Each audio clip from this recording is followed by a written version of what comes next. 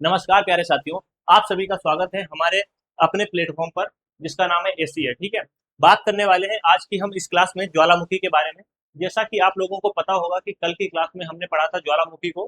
फिर से हम आपके सामने ज्वालामुखी को लेकर के आ चुके हैं। कल के पार्ट में हमने पढ़ रखा है कि ज्वालामुखी होता क्या है, ज्वालामुखी किस तरीके से बाहर आता है और मैग्मा क्या होता है, लावा क्या होता है। इन सभी चीजों के ऊपर हम डीपली बात कर चुके हैं। एंड उसके बाद में मैंने एक क्वेश्चन भी करवाया था जो कि आपको बताया भी था कि जो मूसलाधार भारी बारिश होती है, जब भी ज्वालामुखी आते हैं, तो वो क्यों होता है। उसका भी रीजन मैंने कल वाली क्लास में बताया था।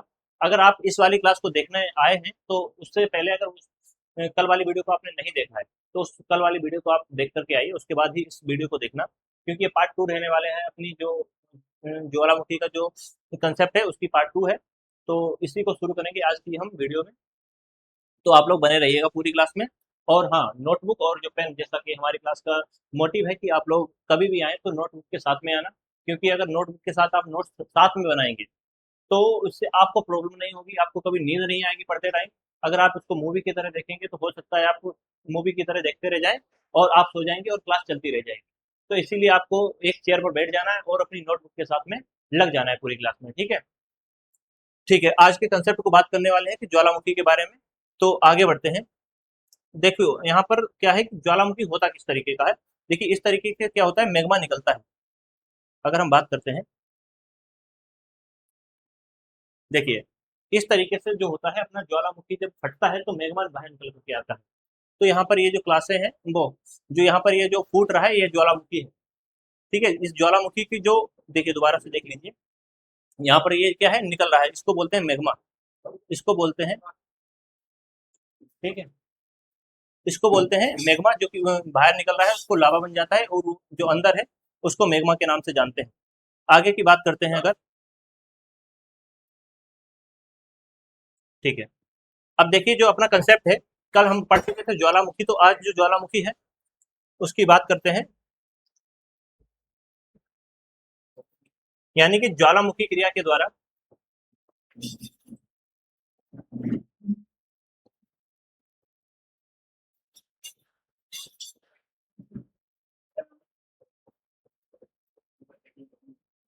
ज्वालामुखी क्रिया के द्वारा बनने वाली स्थलाकृतियां।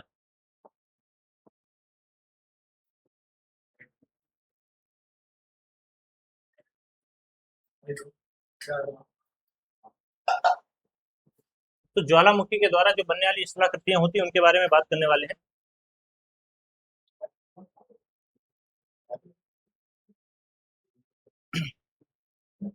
ठीक है।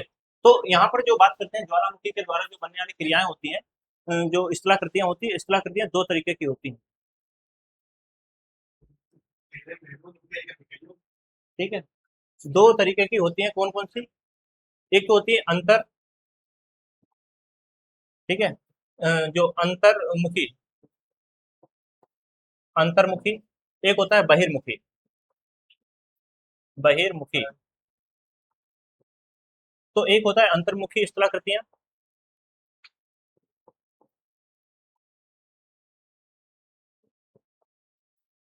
और एक होता है बहिर्मुखी स्थलाकृतियां।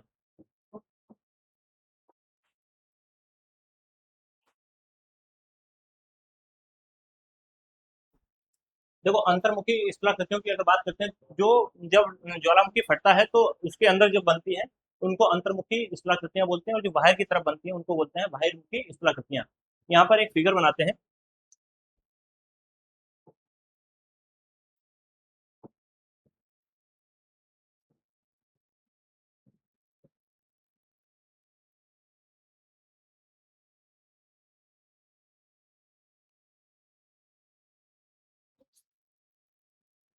ठीक है। यहाँ पर इस बनाते हैं।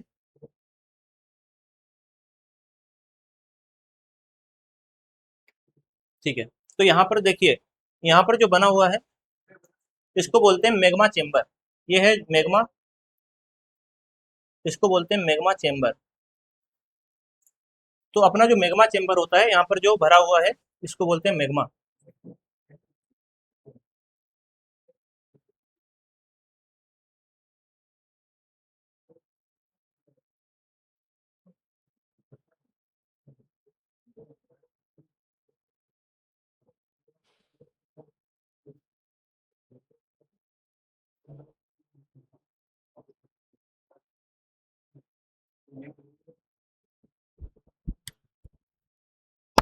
एक मिनट रुकिएगा।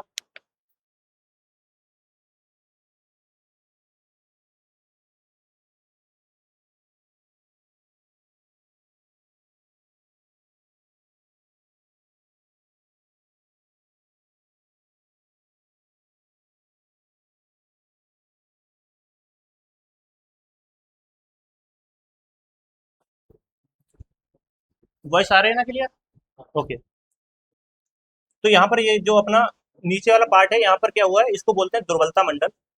देखिए, इसको बोलते हैं दुर्बलता मंडल, यानी कि इसको बोलते हैं दुर्बलता दुर्बलता दुर्बलता मंडल बोलते हैं इसको।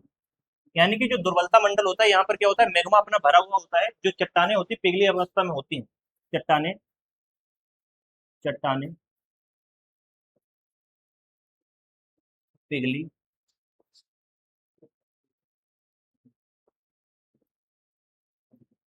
ठीक है। तो जो चट्टाने होती है वो पिघली हुई अवस्था में पाई जाती है, कहाँ पर, दुर्बलता मंडल के अंदर। इसीलिए दुर्बलता मंडल को हम बोलते हैं मैग्मा चेम्बर। इसको हम मैग्मा चेम्बर के नाम से जानते हैं। ठीक है, तो मैग्मा चेम्बर के नाम से जानते हैं।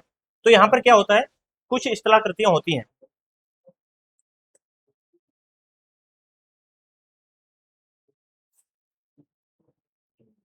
ठीक है।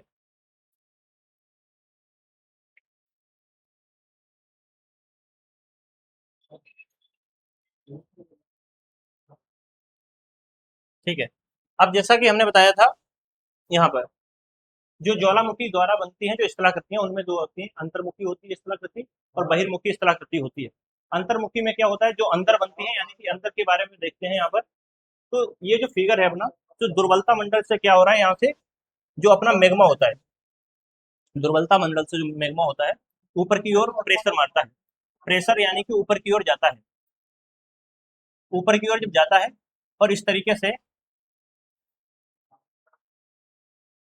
बाहर निकलने लग जाता है। जैसा कि कल बताया था, ये जो होता है इसको बोलते हैं मैग्मा फ्लो। इसको बोलते हैं मैग्मा फ्लो, मैग्मा फ्लो के नाम से जानते हैं। और यहाँ पर क्या होता है, फव्वारा निकलता है और यहाँ पर गैसेस यानी कि बादल वगैरह बन जाते हैं। कल की वीडियो में इसके ऊपर बात कर चुके हैं। अब देखिए, पहली जो होती है जिसको बोलते हैं बेथोलिथ। यहाँ पर देखिए, आगे देख लेते हैं। एक स्थलाकृति होती है जिसका नाम होता है बेथोलिथ। ठीक है, बेथोलिथ, बेथोलिथ। अगर बात करते हैं अपना बेथोलिथ के बारे में, यानी कि बेथोलिथ क्या होता है, तो बेथोलिथ की अगर बात करते हैं तो यहाँ पर बेथोलिथ क्या होता है, यानी कि जो गुंबदनुमा संरचना, गुंबद गुंबदनुमा संरचना। तो एक गुंबदनुमा संरचना होती है, जो क्या होती है, कनेक्टर होती है किससे, दुर्बलता मंडल से। दुर्बलता दुर्बलता मंडल से कनेक्टर होती है। देखिए, दुर्बलता मंडल की बात करते हैं। दुर्बलता मंडल क्या है, जहां पर मेग्मा अपना होता है, भरा हुआ होता है, यानी कि जहां पर मेग्मा चेंबर होता है। तो मेग्मा चेंबर से जो कनेक्टेड जो होती है, मतलब अपनी आकृति, उसको बेखोलित के नाम से जानते हैं। यहाँ पर जो आप लोग देख पा रहे होंगे, ये जो आकृति है, ये जो आकृति आपको यहाँ पर देखने को मिल रही है, ये वाली आकृति, ये क्या है, किससे कनेक्टेड है, ये जो दुर्बलता मंडल है अपना, ये दुर्बलता मंडल जो है इससे कनेक्टेड है यहाँ पर। तो दुर्बलता मंडल से जो कनेक्टेड आकृति होती है गुंबदनुमा, ये गुंबदनुमा यानी कि गुंबदनुमा आपको देखने को मिल रही है। तो इसको ही क्या बोलते हैं, बेकोलिथ। इसको ही बोलते हैं क्या, बेकोलिथ। तो ये वाली जो आकृति होती है इसको बेकोलिथ, बेथोलिथ, बेकोलिथ। ठीक है, इसको बोलते हैं बेकोलिथ। ठीक है।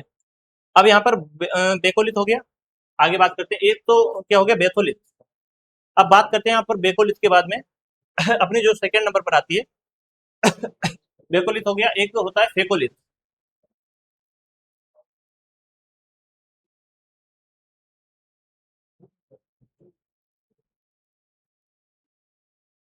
ठीक है। तो एक हो गया लेको, हाँ, लेकोलिथ, लेकोलिथ। एक अपनी संरचना जो बनती है उसको बोलते हैं, एक हो गया बेकोलिथ, दूसरी हो गई लेकोलिथ। जो लेकोलिथ होती है, लेकोलिथ लिथ का मतलब क्या है, यानी कि गुंबदनुमा संरचना होती है। मध्य में मध्य में गुंबद गुंबदनुमा संरचना, मध्य में गुंबदनुमा संरचना, मध्य में गुंबदनुमा संरचना।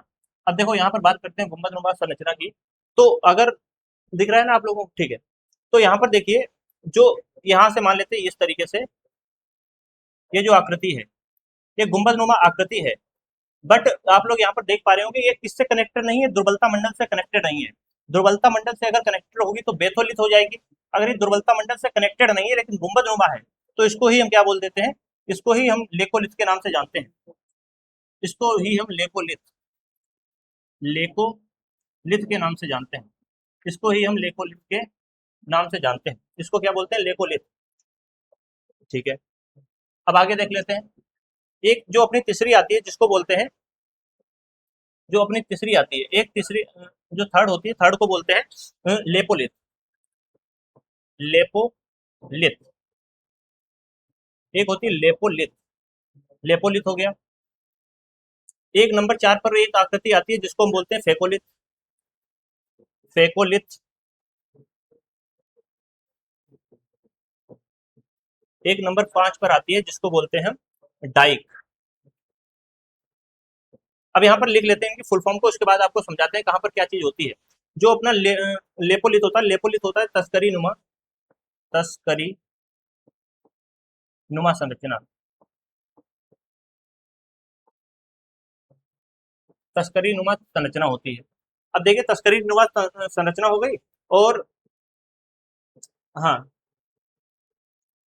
यहाँ पर देखते हैं। तो यहाँ पर मान लेते हैं इस तरीके से एक क्या है, आकृति बनी हुई है।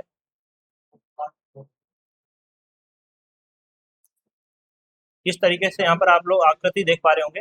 ये जो आकृति होती है इसी को क्या बोलते हैं, इसको बोलते हैं हम,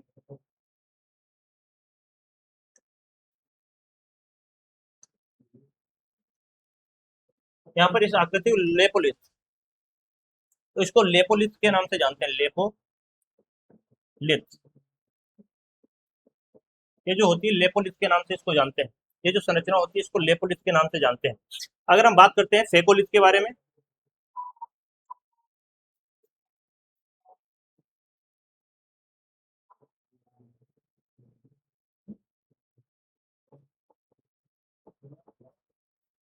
तस्करी नुमा मेगमा जमाव, मेगमा जमाव, तस्करी नुमा मेगमा जमाव। ठीक है, अब इसमें क्या होता है देखिए,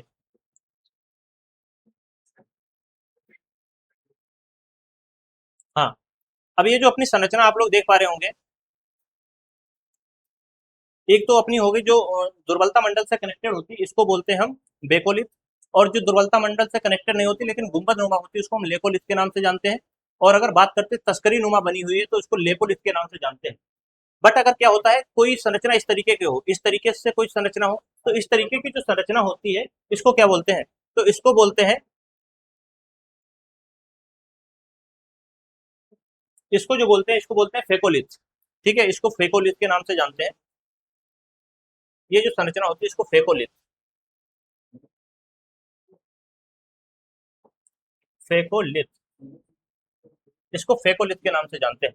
यानी कि अगर कोई गुंबदनुमा संरचना है और दुर्बलता मंडल से कनेक्टेड है तो उसको बोल देंगे हम क्या, बेकोलिथ। अगर दुर्बलता मंडल से कनेक्टेड नहीं है लेकिन क्या है, गुंबदनुमा है, तो उसको लेकोलिथ बोल देते हैं। कोई अगर क्या है, तस्करी नुमा है, उसको लेपोलिथ बोल देते हैं। ये भी तस्करी नुमा है लेकिन ये फेकोलिथ है। अब यहाँ पर एक चीज जानने योग्य है, मान लेते हैं इसमें मैंने बताया कि इस तरीके से होता है, इस तरीके से संरचना होती है। इसको ऊपर वाले को बोलते हैं अपनति, इसको अपनति बोलते हैं, इसको अपनति बोलते हैं, जो ऊपर उठा हुआ भाग होता है। और जो नीचे उठा हुआ भाग होता है इसको अवनति बोलते हैं, अवनति। तो ये चीज आपको याद रखनी है। तो ऊपर जो उठा हुआ भाग होता है उसको अपनति बोलते हैं, और जो नीचे उठा हुआ भाग होता है उसको अपनति बोलते हैं, अवनति बोलते हैं। अब इसके बाद डाइक की बात करते हैं। देखिए डाइक जो होता है,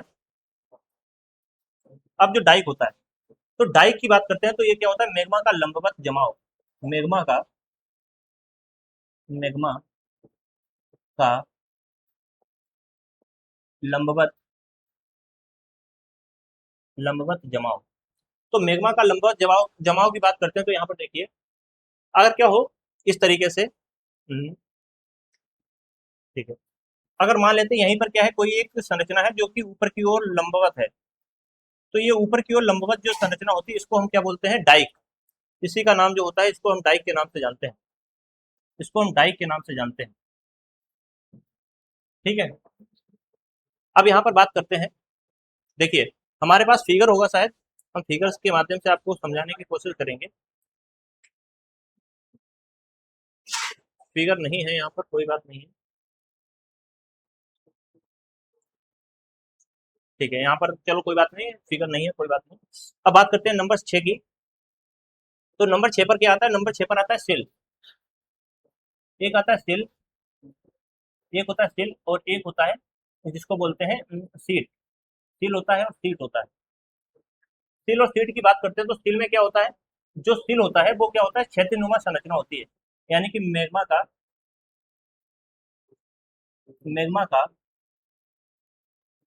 क्षैतिज मैग्मा का क्षैतिज जमाव। तो मैग्मा का जो क्षैतिज जमाव होता है उसको क्या बोलते हैं? हम सिल के नाम से जानते हैं। बट ये जो क्षैतिज जमाव होता है, यहाँ पर देखते हैं, यहाँ पर ज्यादा समझ में आएगा। देखिए, मान लेते हैं यहाँ पर कोई संरचना है, तो ये संरचना इस तरीके से यहाँ पर कोई एक ऐसी संरचना बन जाती है। इस संरचना को हम बोलते हैं सिल। इस संरचना को ही क्या बोलते हैं? सिल। इसको हम सिल के नाम से जानते हैं। तो ये जो संरचना आपको देखने को मिल रही है, जो कि क्षैतिज दिशा में फैली हुई, इसको सिल बोलते हैं। बट इसी के आगे क्या होते हैं? एक संरचना होती है, इस तरीके की पतली होती है। इस तरह की पतली संरचना होती है, लेकिन क्षैतिज होती है। क्षैतिज संरचना लेकिन पतली संरचना, उसको क्या बोलेंगे? इस पतले वाले को बोलते हैं सीट। इसको क्या बोलते हैं? सीट। तो सीट बोलते हैं। तो अब आपको यहाँ पर 4-5 चीजें समझ में आ गई होंगी, जैसा कि बात करते हैं। हाँ, देखो, मैंने बताया था कि जो आंतरिक, जो मतलब अंदर जो संरचनाएं बनती हैं उनमें से कौन सी आती हैं? 4-5 आती हैं। तो पहली आती है बेथोलिथ। बेथोलिथ की बात होती है तो गुंबदनुमा संरचना होगी। और वो कहाँ कनेक्टेड होगी? वो दुर्बलता मंडल यानी कि जो मैग्मा चेंबर होता है उससे कनेक्टेड होगी। बात करते हैं लेकोलिथ की, तो मध्य में गुंबदनुमा संरचना, यानी कि गुंबदनुमा संरचना होगी इस तरीके की गुंबदनुमा संरचना होगी। बट कहाँ पर पाई जाएगी? तो वो मध्य में पाई जाएगी, लेकिन वो दुर्बलता मंडल से कनेक्टेड नहीं होगी। तो इन दोनों में बस इतना अंतर है, ये किससे कनेक्टेड होती है? दुर्बलता मंडल से। ये दुर्बलता मंडल से कनेक्टेड नहीं होती है। बात करते हैं लेपोलिथ के बारे में। तो लेपोलिथ जो होता है इसको तस्करी नुमा संरचना कहा जाता है, यानी कि तस्करी नुमा अगर संरचना होगी। और किस तरीके की तस्करी नुमा? यानी कि इस तरीके की। ये जो तस्करी नुमा संरचना होती है और वो कनेक्टेड नहीं होती किससे? दुर्बलता मंडल से, तो लेपोलिथ। फेकोलिथ की बात करते हैं तो तस्करी नुमा संरचना होती है, बट ये मेग्मा का जो जमाव होता है तो फेकोलिथ हो जाएगा। किस तरीके का जमाव होता है? इस तरीके स्प्रिंग टाइप का, यानी कि फ्रीक्वेंसी होती है एक तरीके की। बात करते हैं अगर डाइक। जो डाइक होता है ये मेग्मा का लंबवत जमाव, यानी कि कोई संरचना इस तरीके से जमाव के बनती है, इस तरीके से, तो वो हो जाएगी डाइक। सिल की बात करते हैं तो मेग्मा का क्षैतिज, यानी कि कोई संरचना इस तरीके की बनी हो, उसको बोलते हैं हम सिल। और सीट क्या होता है? देखो, सीट की बात करते हैं अगर, तो जो सीट होता है इसको बोलते हैं, जब मेग्मा का मेग्मा का क्षैतिज परंतु पतला जमाव।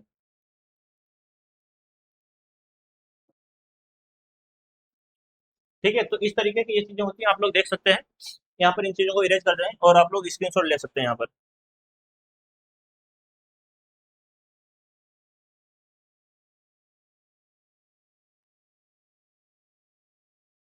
आप लोग स्क्रीनशॉट ले लीजिए यहाँ पर, उसके बाद आगे की चीजों को स्टार्ट करते हैं।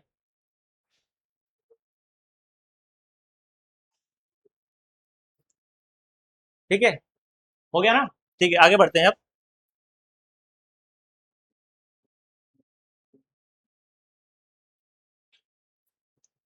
अब देखो, आगे बढ़ते हैं जब, तो आगे बढ़ते हैं तो यहाँ पर क्या है? एक चीज होती है जिसका नाम होता है गेसर। आप लोगों को समझना पड़ेगा यहाँ पर, गेसर क्या होता है? गेसर। तो गेसर को समझने के लिए पहले एक फिगर बना लेते हैं, उस फिगर के माध्यम से आपको जल्दी समझ में आ जाएगा। मान लेते हैं ये क्या है? एक भूपरपट्टी है, ठीक है, भूपरपट्टी है। और यहाँ से क्या हो रहा है कि ये यहाँ पर क्या है? एक मैग्मा चेम्बर है। ये क्या हो गया? अपना मैग्मा चेम्बर हो गया। ठीक है, ये हो गया magma magma chamber. Magma chamber जहाँ पर मैग्मा भरा हुआ होता है, लिक्विड फॉर्म में होता है, तो यहाँ पर मैग्मा भरा हुआ है। ये अपनी क्रस्ट हो गई। तो यहाँ से क्या होगा? मैग्मा निकलेगा बाहर। ठीक है, किस तरीके से? इस तरीके से बाहर निकलेगा। इस तरीके से बाहर निकल रहा है। बट क्या होता है, यहाँ पर कहीं पर एक गड्ढा भी होगा, इस तरीके से मान लेते हैं, कहीं पर धरातल जो होती है अपनी हल्की नीचे को होती है, यहाँ पर क्या हुआ, पानी भर गया। अगर यहाँ पर मान लेते हैं पानी भर गया है, तो इस वाले क्षेत्र में पानी भर गया है। अब यहाँ पर क्या होगा, एक क्या होती है नसें टाइप की होती हैं। तो यहाँ पर क्या होती है, नसें टाइप की होती है जो उसकी सहायक होती हैं। अब मान लेते हैं यहाँ पर एक इस तरीके से क्या हुई, नस यहाँ पर गई। तो यहाँ से क्या हो रहा, देखो ज्यादा तो यहाँ से निकल नहीं सकता मैग्मा, क्योंकि मैग्मा क्या होता है, तरल पदार्थ में होता है, लिक्विड होता है और मोटा होता है। बट जो जल होता है बहुत पतला होता है, इसलिए वो रिस्क करके कहीं भी जा सकता है। तो यहाँ पर जो पानी भरा हुआ था, ये वाटर जो था यहाँ पर वाटर, वो कहाँ जाएगा, तो रिस्क करके यहाँ पर इकट्ठा हो गया मान लेते हैं। यहाँ पर ये वाटर क्या हुआ, इकट्ठा हो गया रिस्क करके, यहाँ से रिस्क करके आया, यहाँ पर इकट्ठा हो गया। बट यहाँ पर जो मैग्मा चेंबर होता है, इसका टेम्परेचर जो होता है, इसका टेम्परेचर की बात करते हैं तो 900 डिग्री सेल्सियस से 1200 डिग्री सेल्सियस होता है। एक इस बात को याद रखिएगा, ये जो मैग्मा चेंबर होता है, इसका टेम्परेचर होता है 900 डिग्री सेल्सियस से 1200 डिग्री सेल्सियस। अब यहाँ पर जो टेम्परेचर है, इसके संपर्क में आएगा, किसके संपर्क में, ये जो वाटर यहाँ से आया था, अब ये वाटर क्या होगा, गर्म होगा। और मैंने कल की क्लास में, परसों की क्लास में, हर क्लास में यही बताया कि कोई भी चीज अगर गर्म होती है तो ऊपर की ओर उठने की कोशिश करती है, यानी कि प्रेशर बनाती है। तो जब ये मैग्मा चेंबर का हीट जब पानी के ऊपर जाएगी, पानी का जो जलवाष्प बनेगी और जलवाष्प ऊपर निकलने की कोशिश करेगी, तो यहाँ पर क्या होगा, जलवाष्प क्या होगी, धरती को फाड़ता हुआ यहाँ से निकलने लग जाएगा, ठीक है। धरती को फाड़ता हुआ इस तरीके से ऊपर की ओर निकलेगा, फब्बारा टाइप का।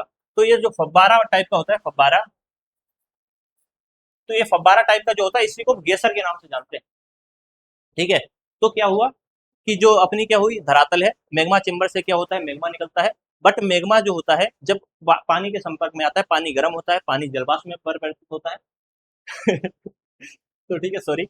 तो यहाँ पर क्या हुआ, जो वाटर होता है वो गर्म होगा, गर्म गर्म होकर के जलवाष्प बनेगा, और जलवाष्प बन करके ऊपर की ओर फब्बारे के रूप में क्या होगा, निकल जाएगा, ठीक है। तो यही जो निकलने की ये प्रक्रिया होती है, इसको हम गैसर के नाम से जानते हैं। और एक यहाँ पर फैक्ट आपको याद रखना पड़ेगा, और यहाँ पर क्या होता है, हीट, यहाँ पर मेंशन कर लेना, हीट यानी कि गर्म होकर के। तो हीट के माध्यम से ये पानी गर्म होता है और गर्म होकर के ऊपर की ओर निकल जाता है। अगर हम यहाँ पर बात करते हैं एक फैक्ट की, हाँ, गैसर होगा, ठीक है। तो ये जो गेसर होता है, सबसे ज्यादा एग्जाम्पल यहाँ का है, अमेरिका में एक जगह है, अमेरिका में एक जगह है जिसका नाम है ओल्ड फेथ, ओल्ड फेथ। तो ये होता है ओल्ड फेथ। तो ओल्ड फेथ में क्या होता है, ये सबसे बड़ा गेसर माना जाता है, गेसर माना जाता है। तो अमेरिका की एक क्या है, गेसर है अमेरिका में, जहाँ पर ओल्ड फेथ नाम का, वो सबसे बड़ा गेसर माना जाता है। उसकी वीडियो आपको दिखाते हैं, गेसर किस टाइप का होता है।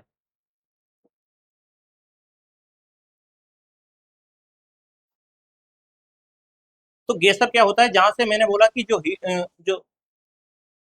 बढ़ जा भाई पीछे, ऐसे ही देख लीजिए आप लोग।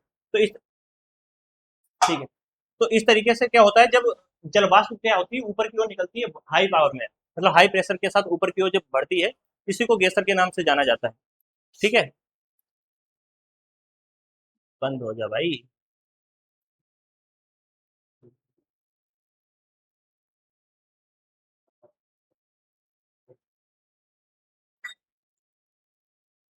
रुकिएगा एक मिनट यार।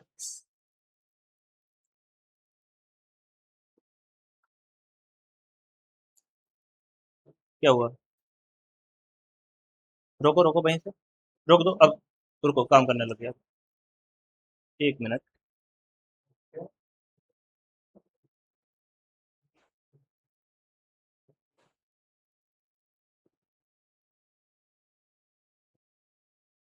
इस पर लाओ, सिलेक्शन,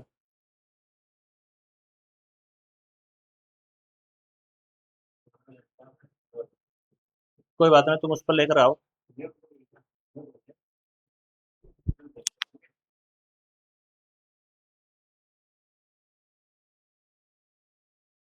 एक मिनट रुकिएगा।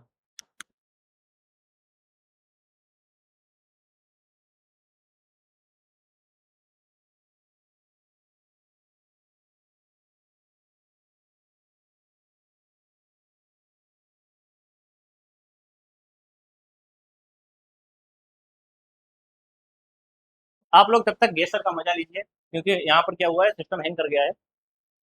आप लोग मजे लेते रहिए। लग रहा है कि बंद हो गया है कि वीडियो खत्म हो गई है, अब ये नहीं पता है। ठीक है ठीक है, काम कर गया है। ठीक है, हाँ ठीक है, काम कर गया है। तो गेसर जो मैंने अभी आपको बताया, उस स्लाइड को लेना ही नहीं है, यहाँ पर देखते हैं। तो अमेरिका का जो ओल्ड फेथ होता है, ये सबसे बड़ा क्या है, गेसर है। जो अभी मैंने आपको वीडियो दिखाई थी, वो गेसर की वीडियो थी।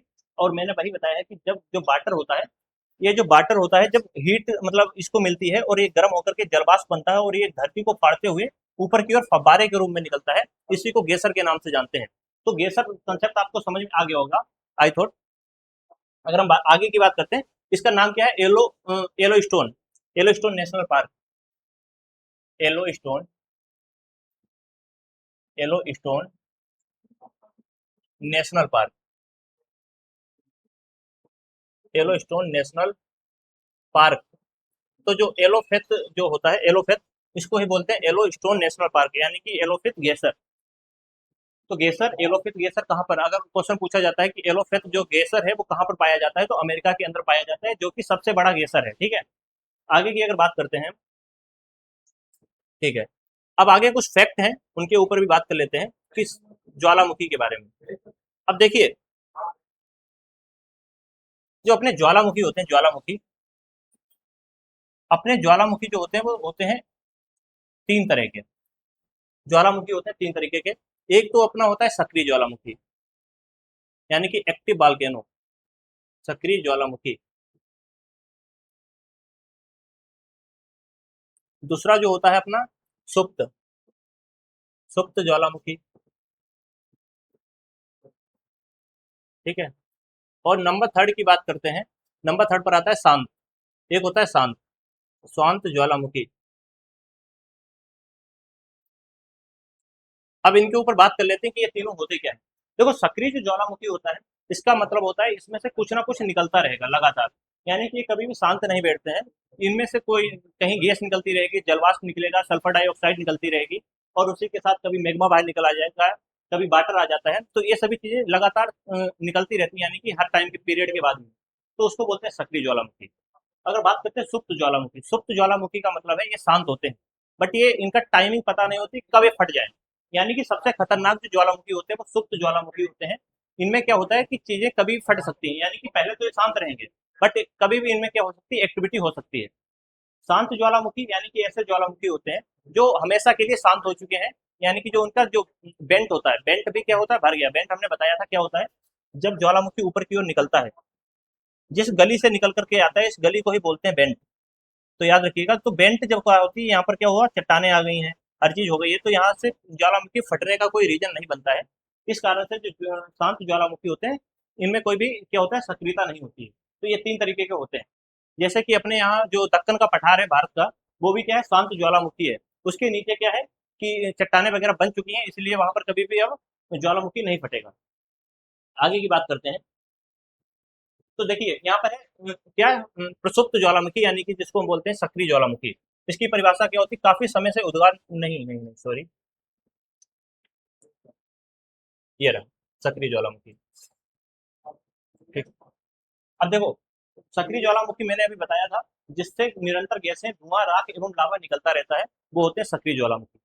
अब देखो, सक्रिय ज्वालामुखी वे ज्वालामुखी होते हैं जिनके मुख से समय समय पर अथवा निरंतर गैसें, धुआं, राख निकलता है, बता दिया है। बात करते हैं इसकी प्रमुख विशेषताओं की, तो निरंतर गैसों का उत्सर्जन होता रहता है इनके साथ में। बात करते हैं समय समय पर लावा प्रभाव होता है, राख एवं धुएं का उत्सर्जन होता रहता है, और ज्वालामुखी गतिविधि जो होती है वर्तमान में जारी रहती है। यानी कि ऐसा नहीं है कि कभी ये शांत बैठ जाएंगे, ये कभी ना कभी एक्टिविटी करते रहते हैं, कोई ना कोई एक्टिविटी करते रहते हैं। ठीक है, बात करते हैं महत्वपूर्ण इसके उदाहरण कहाँ पर है। तो एक होता है स्ट्रोम्बोली, ये स्ट्रोम्बोली जहां पर है, ये लिपारी द्वीप है इटली का। इटली में एक मतलब द्वीप है जिसका नाम है लिपारी द्वीप। वहां पर एक क्या है, ज्वालामुखी पाया जाता है, जो कि हमेशा सक्रिय रूप में होता है। वो सक्रिय ज्वालामुखी कौन सा है, तो स्ट्रोम्बोली है।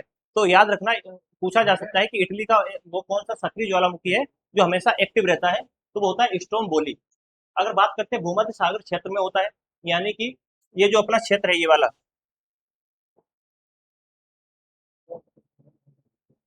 देखिए यहाँ पर जो मैप बना हुआ है, यानी कि ये जो क्षेत्र यहाँ पर देखने को आपको मिल रहा है, तो ये क्षेत्र है भूमध्य सागर का। यहाँ पर ये भूमध्य सागर है, भूमध्य सागर। तो भूमध्य सागर के पार यहाँ पर एक इटली क्षेत्र है। इटली में एक द्वीप है जिसका नाम है लिपारी द्वीप, और उस लिपारी द्वीप के अंदर स्ट्रोम्बोली क्या है, ज्वालामुखी पाया जाता है। परीक्षा के लिए इसमें तथ्य क्या होते हैं, स्ट्रोम्बोली विश्व के सबसे प्रसिद्ध सक्रिय ज्वालामुखी में से एक है। यानी कि विश्व में बहुत बड़े बड़े क्या है ज्वालामुखी पाए जाते हैं, और उन ज्वालामुखी में क्या है सबसे ज्यादा जो मुख्य है उनमें से एक आता है स्ट्रोम्बोली। ठीक है, इसे light house of the Mediterranean कहा जाता है, क्योंकि ज्वालामुखी चमक दूर से दिखाई देती है। क्योंकि जो ज्वालामुखी हमेशा क्या रहेगा, एक्टिव रहेगा, उसमें से कभी ना कभी लावा और मैग्मा निकलता रहेगा, तो उसमें चमक होगी, और चमक होने के कारण ही इसको लाइट ऑफ द मेडिटेरियन बोलते हैं। आगे बात करते हैं, दूसरे मैंने बोले थे प्रसुप्त ज्वालामुखी। प्रसुप्त का मतलब जो सुप्त होते हैं, यानी कि जो कभी ना कभी फट सकते हैं, यानी कि काफी समय से उद्गार नहीं हुआ है। ये फैक्ट आपको पता होगा, काफी समय से इसमें उद्गार तो नहीं हुआ है, यानी कि काफी टाइम से फटे तो नहीं है, इसमें से कोई एक्टिविटी नहीं देखने को मिली है। बट क्या होता है, एक टाइम के बाद यहाँ भविष्य में कभी भी उद्गार हो सकता है। कोई संभावना नहीं है कि कब होगा, बट यहाँ पर क्या है कि कभी ना कभी तो उद्गार हो जाएगा, इसीलिए ये प्रसुप्त होते हैं। इनकी विशेषता क्या होती है, लंबे समय से निष्क्रिय रहते हैं। ठीक है, भविष्य में पुनः सक्रिय हो सकने की संभावना है, तो यहाँ पर संभावना होती है। आंतरिक ज्वालामुखी गतिविधि पूर्णतः समाप्त नहीं होती है, क्योंकि अंदर मतलब जो आंतरिक रूप से क्या होता है, इसमें एक्टिविटी चलती रहती है, पर बाहर से कुछ भी दिखाई नहीं देता है। अगर इसके उदाहरण की बात करते हैं, नारकोंडम ज्वालामुखी जो कि अपने अंडमान निकोबार द्वीप समूह में पाया जाता है। ठीक है, जो कि भारत का ही है। तो नारकोंडम ज्वालामुखी एक ऐसा ज्वालामुखी है जहां पर क्या है कि एक्टिविटी तो देखने को नहीं मिलती है, लेकिन कभी भी फट सकता है, इसीलिए क्या है नारकोंडम ज्वालामुखी। बात करते हैं स्वांत यानी कि सुप्त ज्वालामुखी जो होते हैं, परिभाषा इनकी क्या होती है, इनको बोलते हैं जिनमें पुनः उद्गार होने की संभावना बिल्कुल रह ही नहीं जाती है। यानी कि पता चल गया है कि ये जो शांत ज्वालामुखी होता है वो बिल्कुल समाप्त हो चुका है। जैसे कि अपना दक्कन का पठार, तो दक्कन का पठार हो गया। दक्कन का जो पठार होता है वो किसका उदाहरण है, तो वो शांत एवं सुप्त ज्वालामुखी का है। अगर इसकी बात करते हैं चिम्बोराजो जो कि दक्षिणी अमेरिका में पाया जाता है, ये इसका क्या है एक महत्वपूर्ण फैक्टर बन जाता है। देखिए सक्रिय की बात करते हैं, तो सक्रिय क्या है, वर्तमान में सक्रिय होते हैं। प्रसुप्त क्या होते हैं, लंबे समय से शांत होते हैं, कभी भी फट सकते हैं। और शांत होते हैं जो गतिविधि जिनमें समाप्त हो चुकी होती है, जो बिल्कुल ही मतलब क्या होते हैं, एक्टिव नहीं होते हैं। अब बात करते हैं कुछ फैक्ट के बारे में, या सक्रिय ज्वालामुखी कौन कौन से, इनके बारे में बात कर लेते हैं। तो जो ज्वालामुखी क्या है समय समय पर उद्गार देते रहते हैं। एक होता है हवाई द्वीप, ये कहाँ पर पाया जाता है, मोना लोआ। देखो अमेरिका में एक क्या है द्वीप है जिसका नाम है हवाई द्वीप। अमेरिका के अंदर एक हवाई द्वीप नाम का क्या है द्वीप है, जहां पर क्या है मोना लोआ नाम का एक क्या पाया जाता है, सक्रिय ज्वालामुखी पाया जाता है। हवाई द्वीप में ही, यानी कि अमेरिका में ही क्या है किलायुआ। तो किलायुआ जो होता है वो भी कहाँ पर पाया जाता है, हवाई द्वीप यानी कि अमेरिका के अंदर पाया जाता है। देखो ओजोस डेल सलाडो, ये जो क्या है, ये जो पाया जाता है अपना ज्वालामुखी, ये कहाँ पर है, तो अर्जेंटीना और चिली की सीमा पर पाया जाता है। और जो माउंट एटना जो ज्वालामुखी है वो कहाँ पर है, सिसिली यानी कि इटली के अंदर। देखो माउंट एटना, एटना यानी कि इटली, तो इटली से करेक्ट कर लेंगे तो इटली यानी कि एटना। तो माउंट एटना जो ज्वालामुखी है, सक्रिय ज्वालामुखी है, कहाँ पर पाया जाता है, तो सिसिली यानी कि इटली में है। लिपारी द्वीप कहाँ पर है, लिपारी द्वीप पाया जाता है इटली के अंदर, जहां पर स्ट्रोम्बोली जो कि अभी मैंने बताया था सक्रिय ज्वालामुखी का सबसे बड़े में एक आता है। और एक है कोटोपैक्सी, कोटोपैक्सी कहाँ है, इक्वेडोर में, इक्वेडोर में कोटोपैक्सी है। अंटार्कटिका में क्या होता है, माउंट अरेवस, माउंट अरेवस जो है वो कहाँ पर पाया जाता है, अंटार्कटिका में। बेरन द्वीप कहाँ पर है, जो देखो मैंने बताया था, यहाँ पर देख लेते हैं, मैंने अभी बताया था नारकोंडम, नारकोंडम, जो नारकोंडम है वो भी अंडमान निकोबार में है। तो ये क्या है प्रसुप्त, ये प्रसुप्त होते हैं, ये होते हैं प्रसुप्त। नारकोंडम क्या है, प्रसुप्त है। अगर बात करते हैं बेरन द्वीप, ये जो बेरन द्वीप है आपने सुना होगा बेरन, तो बेरन गाना भी आया था। तो बेरन जो द्वीप होता है वो कहाँ है, अंडमान निकोबार में ही, लेकिन ये क्या है सक्रिय है, क्या है सक्रिय है, तो ये सक्रिय पाया जाता है। बात करते हैं इटली में एक और है विसुवियस। तो इटली के तीन हो गए, एक तो विसुवियस हो गया, एक होता है अपना माउंट एटना और स्ट्रोम्बोली, ये तीन सक्रिय ज्वालामुखी हैं, कहाँ के हैं, तो वो इटली के पाए जाते हैं तीन ज्वालामुखी। बात करते हैं इंपॉर्टेंट फैक्ट के बारे में, भारत का एकमात्र सक्रिय ज्वालामुखी कौन सा है, भारत का एकमात्र, तो वो बेरन द्वीप है। अगर पूछा जाए क्वेश्चन कि भारत में पाया जाने वाला एकमात्र सक्रिय ज्वालामुखी यानी कि एक्टिव वोल्केनो कौन सा पाया जाता है, तो वो बात करते हैं बेरन द्वीप के बारे में। विश्व का सबसे बड़ा सक्रिय ज्वालामुखी कौन सा है, तो मोना लोआ, जो कि कहाँ है, हवाई यूएसए में। देखो मोना लोआ जो है सबसे नंबर 1 पर लिखा हुआ है, तो नंबर 1 पर लिखा इसीलिए है क्योंकि ये सबसे बड़ा, विश्व का सबसे बड़ा अगर सक्रिय ज्वालामुखी कोई है तो वो है मोना लोआ, जो कि कहाँ पर पाया जाता है, हवाई द्वीप अमेरिका में। और भारत का कौन सा है, तो बेरन द्वीप है, वो बेरन द्वीप पर पाया जाता है, अंडमान और निकोबार में। भूमध्य सागर का प्रकाश स्तंभ किसको बोलते हैं, स्ट्राम्बोली को बोलते हैं। अभी मैंने बताया था कि जो भूमध्य सागर है वहां पर एक पाया जाता है जिसको बोलते हैं हम स्ट्राम्बोली। माउंट सेंट हेलेंस को अमेरिका का फ्यूजियामा कहा जाता है। फ्यूजियामा जापान, एसएससी एवं रेलवे परीक्षाओं में बार बार पूछा जाता है, इसलिए ये जो माउंट सेंट हेलेंस को अमेरिका का फ्यूजियामा बोलते हैं, इस बात को आपको याद रखना है। बात कर लेते हैं प्रसुप्त ज्वालामुखी के बारे में, यानी कि ऐसे कौन से ज्वालामुखी हैं जो अभी तो शांत हैं लेकिन कभी फट सकते हैं। तो उसमें जापान का आता है फ्यूजियामा, या जापान का फ्यूजियामा, याद रखना है कि जापान का फ्यूजियामा जो एक प्रसुप्त ज्वालामुखी है वो कहाँ है, जापान में है फ्यूजियामा। इंडोनेशिया का कौन है, कारकाटोआ। अंडमान निकोबार में नारकोंडम द्वीप। और यूएसए में माउंट हेंट हेलेंस के नाम से जाना जाता है यूएसए का। ठीक है, बात करते हैं शांत ज्वालामुखी, यानी कि जो शांत हो चुके हैं, बिल्कुल खत्म, जिनके अंदर कोई कथा नहीं रह जाती है, वो क्या होते हैं, शांत हो जाते हैं, यानी कि जिनमें पुनः उद्गार होने की कोई संभावना ही नहीं है, उन्होंने संभावना ही खो दी है। यानी कि आपने देखा होगा कि लाइफ में ऐसे बहुत सारे लोग आते हैं जो अपनी जिंदगी से मर चुके होते हैं, यानी कि उनकी कोई फीलिंग नहीं रह जाती है। यानी कि वो क्या करते हैं, कुछ भी, मतलब आपने बोला कि वहां चलना है तो वो वहां चल देंगे, अगर आपने कहीं बोला कि यहाँ चलना है तो वहां भी चल देते हैं। यानी कि उनकी लाइफ में अपना कोई एम नहीं होता है। काफी बच्चे होते हैं जो कि अभी तैयारी भी कर रहे होंगे, वो क्या करते हैं, इंजॉयमेंट के चक्कर में हर किसी के साथ चल देते हैं, लेकिन उनका कोई एक लक्ष्य नहीं होता है, एक टारगेट नहीं होता है, इसीलिए क्या होता है, वो शांत हो जाते हैं बिल्कुल। तो शांत शांत का मतलब क्या हुआ, जो बिल्कुल शांत, यानी कि जो एक्टिवेट ही ना करे अपने आप को। तो पाकिस्तान में एक पाया जाता है जिसको नाम है कोहे सुल्तान। अब देखो, सुल्तान सुल्तान यानी कि मुस्लिम नाम देखने को मिल रहा है, तो वो कहाँ होगा, पाकिस्तान में होगा। ईरान में बात करते हैं दमाबंद, दमाबंद नाम का एक है जो कि शांत ज्वालामुखी है ईरान में। म्यांमार में कौन सा है, तो पोपा, पोपा नाम का जो होता है वो कहाँ है, म्यांमार में है। किलीमंजारो, किलीमंजारो कहाँ पर पाया जाता है, तो तजानिया में पाया जाता है। इक्वेडोर कहाँ पाया जाता है, तो चिम्बोराजो, वो इक्वेडोर में कौन सा है, चिम्बोराजो पाया जाता है। अर्जेंटीना में है एको का जुआ। ठीक है, एको को जुआ हो गया। सक्रिय प्रसुप्त शांति के बारे में आपको अभी बता ही चुका हूं मैं। आगे देखते हैं।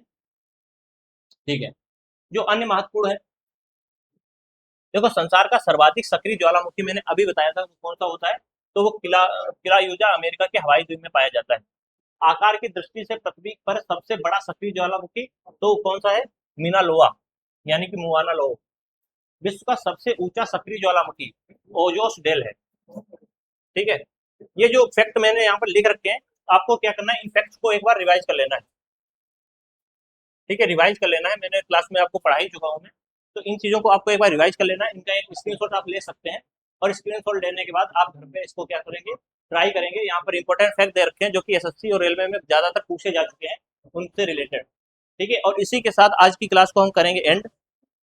ठीक है, तो आज की क्लास हो रही है यहीं पर एंड आशा करता हूँ कि आप लोगों को जितने भी कंसेप्ट हैं यहाँ पर क्लियर हो रहे होंगे। और इसी के साथ में अगली जो क्लास होने वाली है अपनी, उस क्लास में हम लोग पढ़ेंगे रॉक, यानी कि चट्टानों के बारे में, यानी कि चट्टानें किस तरीके से बनती हैं, चट्टानें बनने का जो पूरा प्रोसेस होता है वो किस तरीके से होता है, उसके बारे में हम कल यानी कि अगली क्लास में पढ़ने वाले हैं। और वो अपनी क्लास नंबर 11 होने वाली है, और धीरे धीरे हम वर्ल्ड जियोग्राफी को खत्म करने की ओर बढ़ रहे हैं। अप्रोक्स 10 दिन और लगेंगे, और आपकी जो 10 डेज और आपकी जो वर्ल्ड जियोग्राफी है वो कंप्लीट हो जाएगी। यानी कि मैंने टारगेट दिया था कि 20 दिन में कंप्लीट करवाऊंगा, तो उसी हिसाब से ये चीज़ें यहाँ पर कंप्लीट होती हुई दिखाई दे रही हैं। बाकी मिलते हैं कल की वीडियो में, तब तक के लिए बाय बाय और जय हिंद।